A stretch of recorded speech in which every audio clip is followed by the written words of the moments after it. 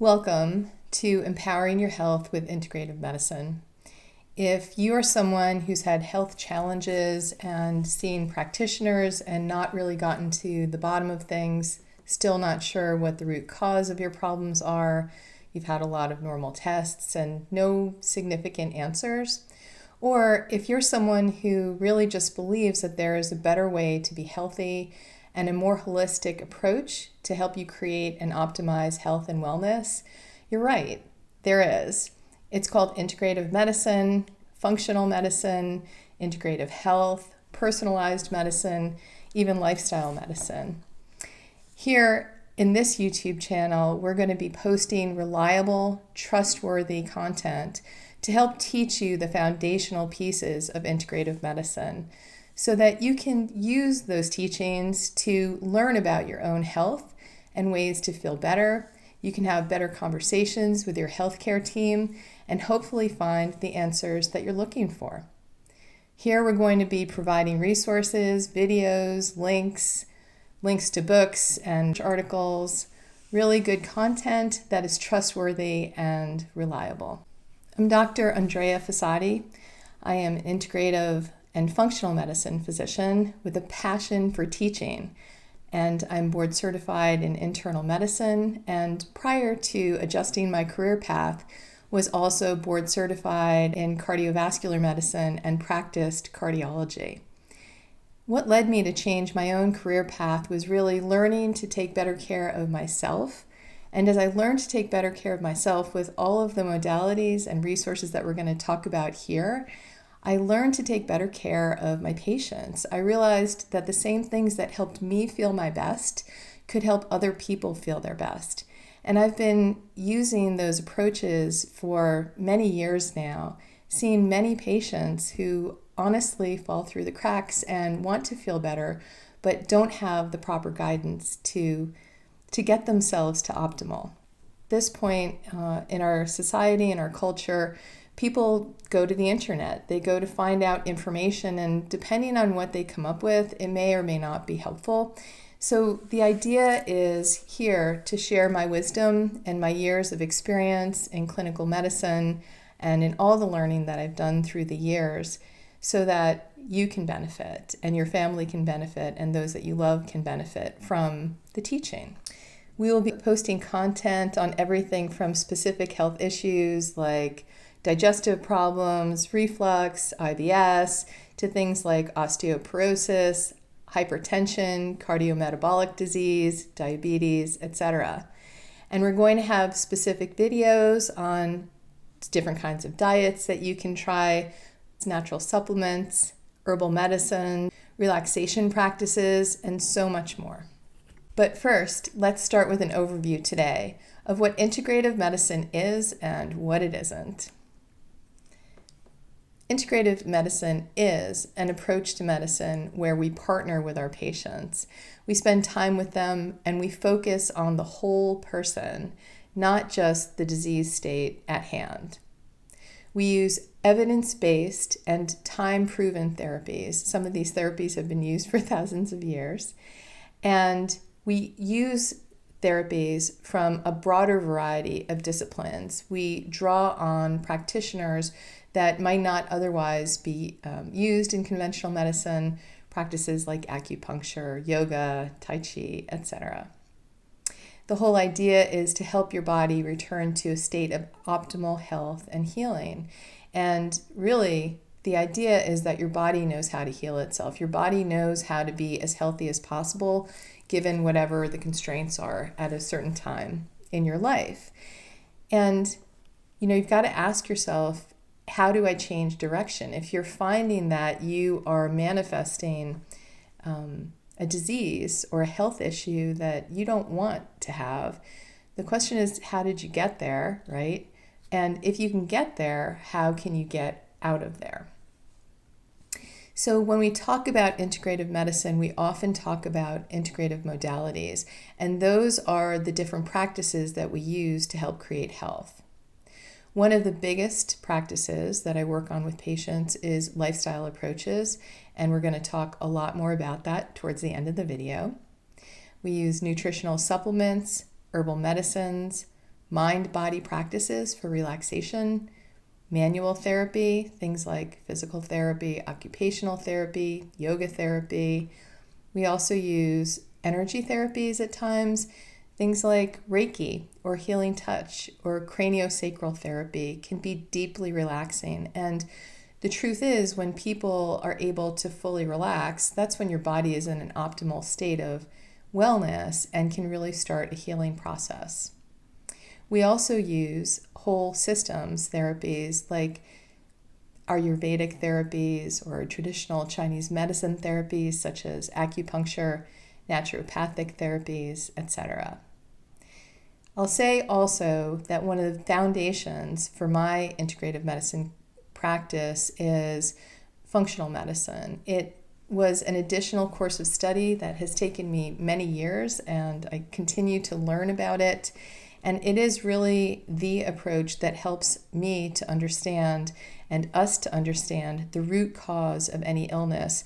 And we do that by understanding the biochemistry and the physiology that helps create whatever the outcome is and can help us understand how a person got into a difficulty in their state of health. It also helps us understand how to get out of that difficulty in their state of health. And then last but not least, really, is the foundation of conventional medicine, because I am first and foremost a conventional doctor. Conventional medicine is pretty wonderful in many regards. If you're having a heart attack, if you're having an acute emergency, conventional medicine is the way to go. We have lots of therapies that are highly effective and high tech. But when we're talking about things like chronic disease, chronic illness, functional diseases, like so many of the digestive disorders that we see or the cardiometabolic disorders that we see, then we're in a whole different realm. And in conventional medicine, we typically hand somebody a Band-Aid, say, here, you have high blood pressure, we're going to give you medicine to reduce your blood pressure, where there's so much more that can be done, especially if we understand why someone, for example, is coming in with high blood pressure where they hadn't had high blood pressure in the past. What has changed in their health? What are the signals that they're giving their body that is creating that disease state? And I think it's much more effective to combine both lifestyle and medication in those situations. So conventional medicine is an important component of integrative medicine. The modalities that I focus most on with patients, as I mentioned, is really lifestyle. And lifestyle includes everything from integrative nutrition, so working on a more anti-inflammatory diet, encouraging movement, removing the obstacles to movement, kind of meeting people where they are and figuring out the best approach for each person, stress management techniques, restorative sleep, so working on sleep hygiene and improving sleep. And really the whole idea of these lifestyle changes is to help build resilience. In addition, I use and prescribe natural supplements, everything from vitamins and minerals to, omega-3, fatty acids, micronutrients, and even botanicals or herbal medicines. It's important to remember, though, that this is done with safety in mind, checking for potential interactions with medications that a person may be on, and it has a whole bunch of education that goes with it. So in addition, mind, body, and relaxation therapies are a very important part of what I work on with patients. And we're going to talk a little bit more about those going forward, and we'll have lots of videos on that. So who are the patients that I see? What kind of patients do I actually care for? What kind of patients, what kind of people or clients are going to get the most benefit out of an integrative approach? Well, I'd say people who are really interested in taking better care of their health, people who are interested in a natural approach, oftentimes people who have hypersensitivity reactions to medications or strong reactions to medications, or they simply prefer a natural approach wherever possible.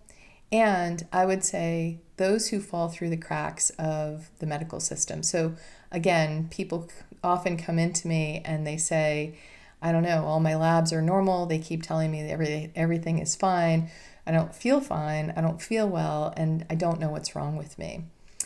When I think about resilience, the picture that always comes to my mind is the crocus flower coming up through the snow, or sometimes those little flowers that grow in between the sidewalk cracks.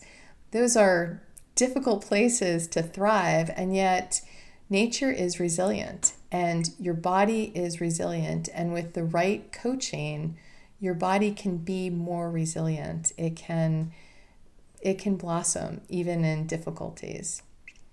So the kinds of patients I work with are patients with heart disease, high blood pressure, diabetes, metabolic syndrome, irritable bowel, reflux, fatty liver, osteoporosis, depression, anxiety, stress, respiratory problems like frequent colds and flus, musculoskeletal problems, autoimmune diseases, eczema, dermatitis that, hasn't been cured despite many trips to the dermatologist, and even cancer support.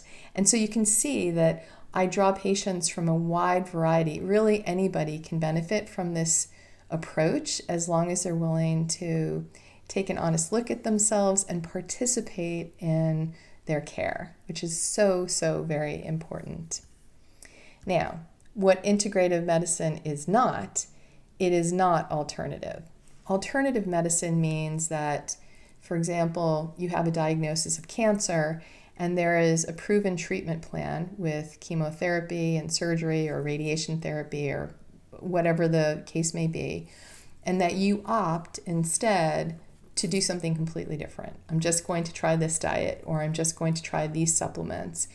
That is not an integrative approach. An integrative approach in this circumstance would be accepting the conventional care, the radiation, the chemotherapy, the surgery, and working with an integrative practitioner to help reduce the side effects of those therapies, to help reduce the fatigue that one might feel with cancer or with cancer treatment. So it's a combined approach when it's integrative. It is not an alternative approach. Alternative excludes conventional care, and that's not the medicine that I practice or that any other integrative medicine physician should practice. So let's talk about lifestyle. Let's dive into it a little bit more. I am always reminded that you can lifestyle your way through any really good treatment plan. And when I think about this, I think about the many patients I treated in the past with high blood pressure who could be on 2 medications, 3 medications, and not be getting the benefit of the blood pressure medication.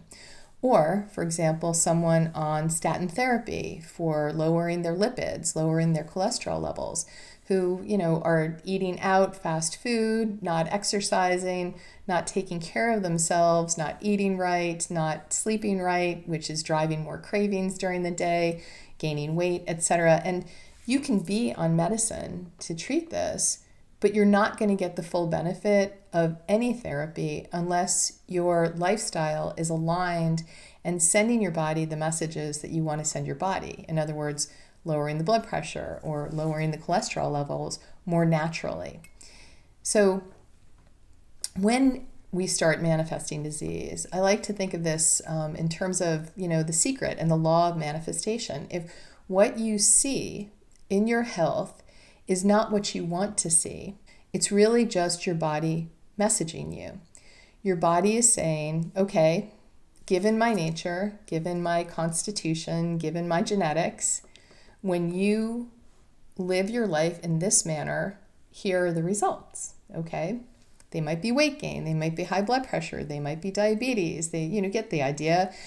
You can be lifestyling your way into a corner, basically. So the question is, are you happy with what you're seeing?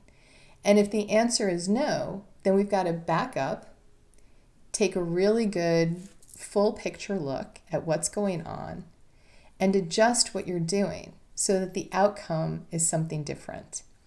I am always reminded of the Chinese proverb that says, if you do not change your direction, you will end up where you are headed. And it's the same thing. It's the same thing with health. So we just have to step back, decide if this is what we want, and if it's not, we have to choose another direction and follow it with guidance. So when we think about lifestyle changes that we work on together with patients, we're really talking about 5 lifestyle changes that we're going to be talking about, and through the course of this channel, we'll be talking about in great detail, plus one add-on, which we'll mention at the end. So the number 1 lifestyle change that we work on is integrative nutrition. Really, we're talking mostly about a whole food, anti-inflammatory diet that usually eliminates sugars, refined carbohydrates, and processed foods. We introduce abundant omega-3s wherever possible and phytonutrients from plants. And then we replenish nutrient insufficiencies. But of course, diet can vary. So if we're talking about somebody with IBS, we may be talking more about a low FODMAPs diet. And if we're talking about somebody with diabetes, we may be talking more about a low glycemic diet. So the diets that are recommended can vary, and it depends on the health issue. And we're going to go into lots and lots of detail about those in our content. We always match the diet to the patient, and we create change in a sustainable way. We don't want this to just be a flash in the pan. You do a diet for 10 days and then suddenly you're back to your old ways. It's not going to do anybody any good. So we really take our time and create changes that can last. And finally, we work a lot on gut health. We really do create a healthy gut because all health begins in the gut, and there are so many different processes that are benefited in your overall health and well-being when you have a healthy digestion and a healthy microbiome. As I mentioned before, we use supplements and botanicals. We optimize levels. We replace insufficiencies. We use vitamins and minerals such as vitamin D, the B vitamins that are methylated, omega-3s, magnesium, etc. Then we also use botanicals or herbal medicines. These might include things like turmeric or curcumin, ginger, adaptogens, nervine relaxants, and others. And we always have to remember that those substances, those supplements, are bioactive, and we want to use them safely and effectively. I use personally the Natural Medicine Database and Consumer Lab Database when looking into specific supplements for patients, and I also only recommend very high quality supplements where quality is extremely important. We touched on restorative sleep, and it is vital to everyone's health and well-being. We know that a good sleep cycle supports healthy body, mood, food choices, gut microbiome, even hormone balance. When we think about restoring a healthy sleep cycle, we think about sleep hygiene, routine, the environment, reducing blue light, which we're all exposed to, because of our computers and our screen time, our video games, or our favorite Netflix shows, or whatever it is. We also may use some safe supplements to help with sleep, relaxation practices. Even acupuncture and other modalities can be really helpful for creating healthy sleep. We learn relaxation response, and this is really important. In this culture, we tend to just burn our candle at both ends. We're busy, we're not sleeping well, we're powering through the day, we're not in touch with our own circadian rhythms, we're eating late, we're up late because we finally have a few minutes to ourselves, and then we keep repeating the cycle over and over again. And I can say that when I did this in the past, I really did hit the wall, and I really did have to learn how to start implementing relaxation practices into my daily life. When I first learned how to do belly breathing 30 years ago, I would lie on my back with a book on my stomach, and during my inhale, I'd try to get the book to go up because my belly was expanding, and during the exhale, I'd try to get the book to go down. And if I could do it during the busiest years of my life and my training, you can do it too. We can all find 2 minutes in our day to start practicing relaxation response. There are practices that are really very portable that we can just take with us and use as needed. And there are some practices that we do more on a daily quiet time basis, usually in the morning, or on a weekly basis if we're going to our yoga class once or twice a week. That also counts as relaxation response. Exercise is extremely important as well. Movement and all activities count. I'm going to say that most people find that there is a sweet spot where if they do less activity than that, they don't feel that great. And if they do way more than that, they also probably don't feel that great. So it's important to find your sweet spot and to be real about it. We're not all looking for 10,000 steps a day, but it is a good goal. It's just that if you're starting out at 3,000 steps a day, it's a kind of daunting goal. So we don't start there. We start by checking in, finding out what our actual step count is, what our activity level is, and then working our way up from there and exploring what feels good to your body, what doesn't feel good to your body, and moving from there. We know the healthful effects of exercise can include healthy mood, stress management, cardiovascular health, hormone health, better insulin regulation, better immunity, and even better gut health. And then getting outside to exercise is like a major bonus because there is the power of nature. And nature can help support healthy mood, stress reduction, healthy immunity, healthy vitamin D levels, and healthy gut health. And then finally, the add-on. I would say for today's purposes, the add-on is to treat yourself to some of the most excellent, high-touch, low-tech modalities that can help you feel better. Whether it's taking a yoga class, treating yourself to a massage, learning meditation, going to therapy, these are all things that count. Physical therapy, occupational therapy, acupuncture, Ayurvedic medicine. There are so many things to explore, and each person can find different modalities that are most well suited to them. And, they don't have to be the same modality year after year. You may find that right now what your body needs is a really great massage or a myofascial release. And maybe a few years from now, what you really want is a power yoga class. So it depends on where you are at this moment in time and where your body evolves. In any event, everything that we recommend is supported by evidence when it comes to integrative medicine, whether it's eating a cup of blueberries every day for eye health and for healthy digestion, or whether it's practicing mindfulness on a regular basis. But I would say the goal of integrative medicine is really to remember the body's innate capacity to heal, to optimize that health and healing by removing the barriers to healing. So getting rid of the junk, getting rid of the food that is pro-inflammatory, getting rid of the toxic situations in your life, sort of managing stress in a better way, building resilience, building a healthy foundation, and expanding your toolbox. This can occur at any stage of your life, at any stage of your health, and can always help the process. So I hope that you will find in this YouTube channel what you've been looking for in terms of a clear guide to integrative approaches and functional medicine approaches that will help you create change in your life to be healthy and well, and that will help you empower your health. Here's to you.